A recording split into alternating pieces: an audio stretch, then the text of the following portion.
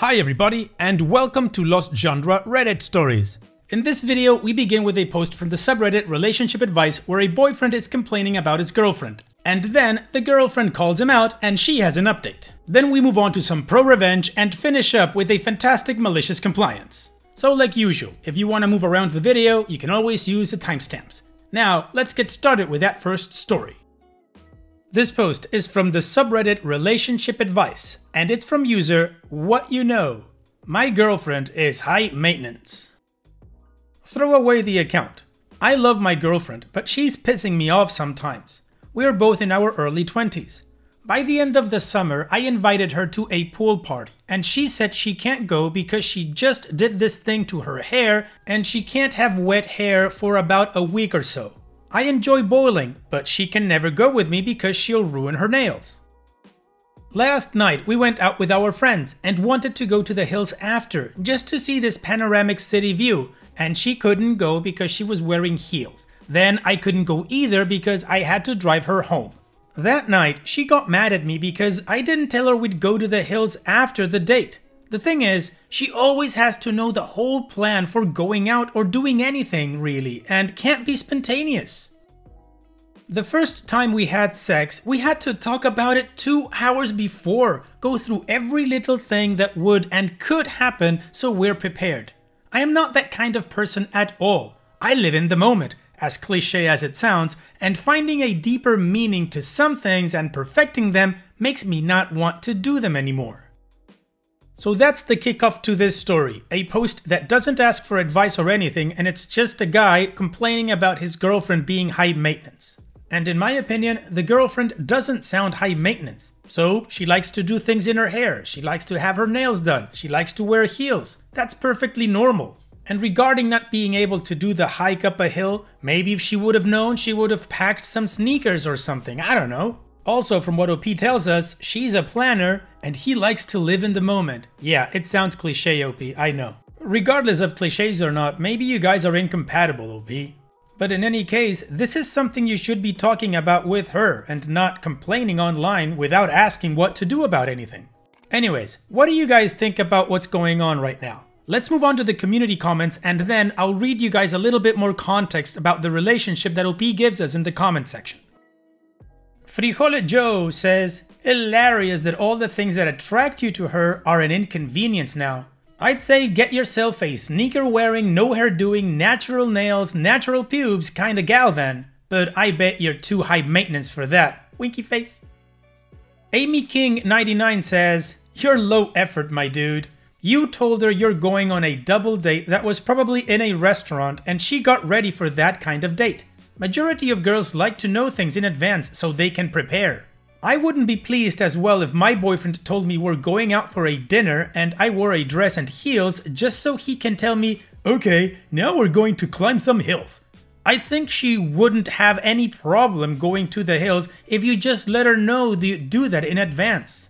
And when it comes to sex, I don't know, seems like it's really important to her and you just wanted to get laid. No Dragonfly 1808 says, I bet you was like, wow, she's so feminine. I like her amazingly done hair and she wears dresses and heels. She's so hot. In the beginning, you wanted a girly girl and now you have a problem with it.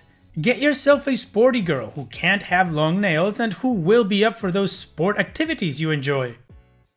Additional information from OP's comments. We've been together for 2 years. My family adores her, especially my sister who goes shopping with her and does all those girly stuff with her. I do love her, but I hate that she can't go out of her comfort zone. Maybe she's not high maintenance to someone else, but she is to me. I might sound like an a-hole, but I found it high maintenance that she booked us a table in a fine restaurant for my birthday, with balloons and everything, and we later had a spa night in a hotel where she gave me the presents. She expected me to do the same for her, but I'm just not that kind of a person. Regarding sex, she wanted to have a deep talk about sex because she was a virgin when we got together. I kinda get it, but she puts too much thought into things. I guess we are incompatible. I hate having talks with anyone, and I usually stay quiet if something bothers me, and I know that's on me. A year ago we went camping and I felt bad because I knew she just came along because that was something I enjoy doing. She was concerned about showering, getting food, and keeping warm. Okay, so that's all the information we've got from OP, and I've got to say, in my personal opinion, he sounds like a tool. He's whining and complaining about his girlfriend going all out for his birthday? What? In any case, here's the twist. The girlfriend saw the post and made a post herself with an update. So let's continue with the girlfriend's post. And of course, this post is from the subreddit Relationship Advice, and it's by user Florence May 0.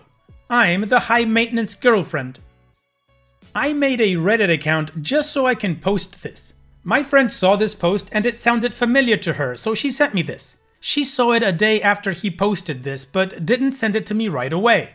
She sent it last night and wrote, "Hey, I don't know if this is the right thing to do, but I found this post on Reddit a few days ago and it reminded me of you. It basically describes everything you and OP did. I was hesitant to show you this right away since I didn't want to cause any trouble between you two." He wasn't really smart telling all the details like a camping trip or a birthday surprise, but yeah, it is him. I read all the comments and I just wanted to say thank you. Just like the majority of you said, I wouldn't have any problem climbing effing hills if he told me we'd be doing it after dinner.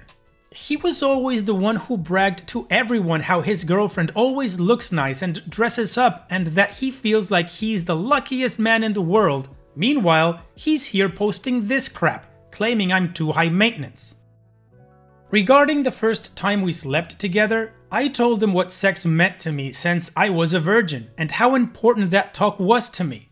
He wasn't too happy to talk about it, but he told me that he understands me and it's a big deal for him too. I can't believe that in reality, this was what he was thinking the whole time about it, that I'm annoying. Also, for his birthday, I took 2 days off from work so I can spend time with him. I was also saving up money months before his birthday so I can give him the perfect gift. He didn't tell me it was too much. He was more than happy to play with his new PlayStation 5. The thing that hurt me the most is him not telling me any of this. If he felt that way, he should have told me and not complained to strangers about me.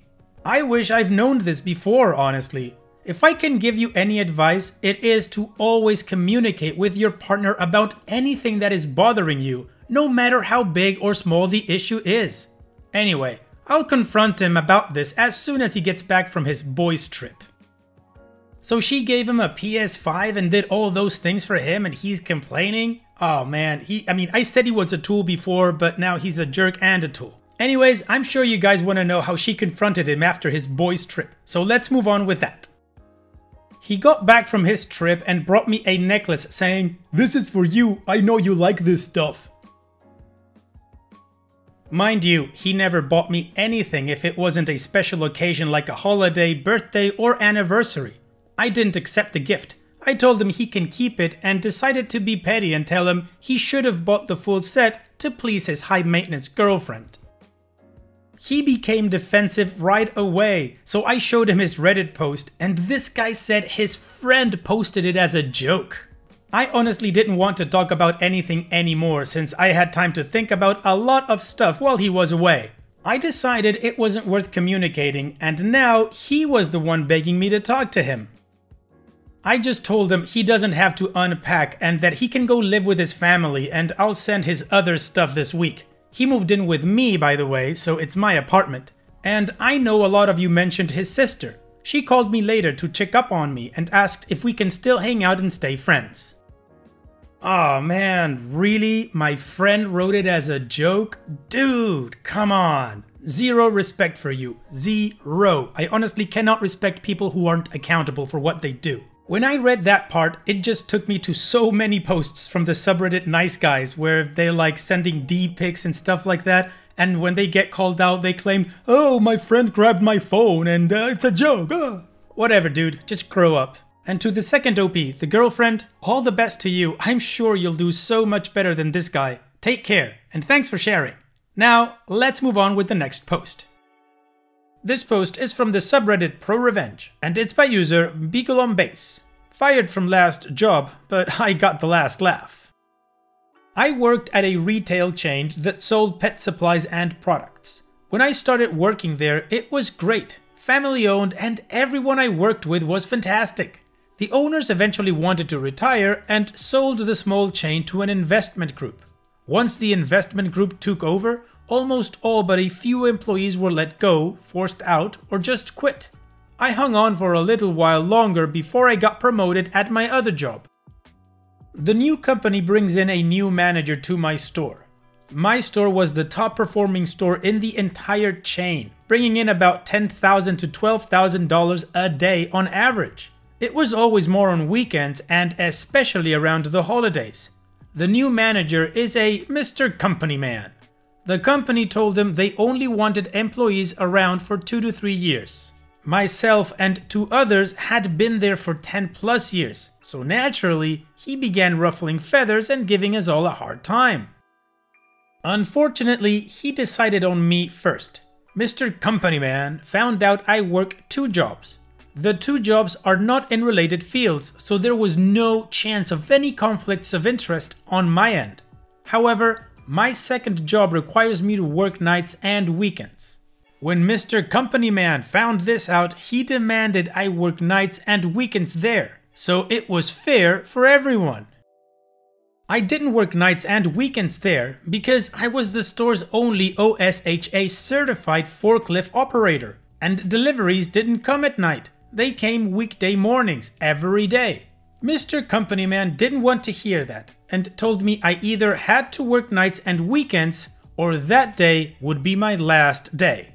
I told him, don't threaten me with a good time. I suppose today is my last day then. I was pretty pissed about that, but it's not a big deal now. Ended up being the greatest thing that ever happened to me. I went home early, didn't finish my shift because F 'em.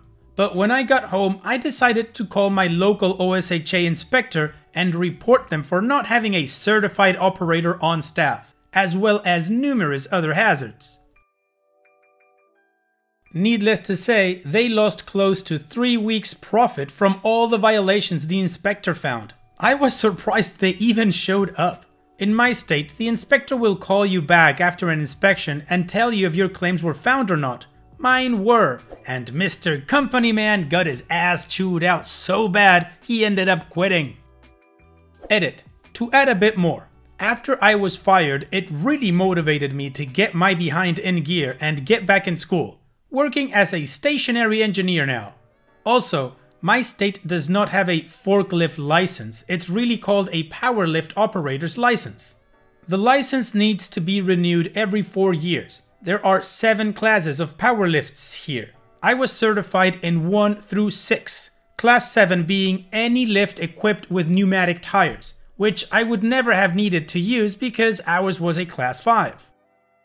There is no federal regulation, standard, or language that requires certification to my best knowledge. But my AHJs, authority having jurisdiction, are allowed to make regulations and standards that are more stringent than federal ones. These standards and regulations are typically enforced by my local Department of Labor office, or OSHA office. Thanks all! Aw, poor Mr. Company Man. He picked the one person who actually got him in trouble. Anyways, thanks for sharing, OP. Now let's move on to the next post. This post is from the subreddit Malicious Compliance, and it's by user The Adorable Minion. I asked for 3 days off. They asked for a doctor's note, so I have more than 3 days off. My job is very mentally taxing. I also have my own mental health issues, so I try my best to balance. But I just want to help, so I get caught up taking more responsibilities than I am actually able to. Anyway, a couple of weeks ago, I realized my mental health is in steep decline. I was ignoring the signs to push through, but anyone with mental health issues knows that you can only ignore the signs for so long. I try to get ahead of a mental crash and talk to my supervisor to tell them that I need 3 days off, Wednesday, Thursday, and Friday. And as I had the weekend off after the days I requested, I figured that might be enough to get a good rest and reset. I did tell my supervisor why I needed the days, burnout and mental health, and they said they understood and would get back to me.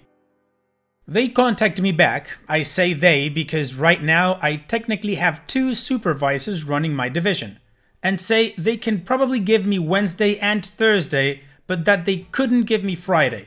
I ask if we could do Tuesday, Wednesday, and Thursday instead, and I could work the Friday, have my long weekend, and that should still be fine.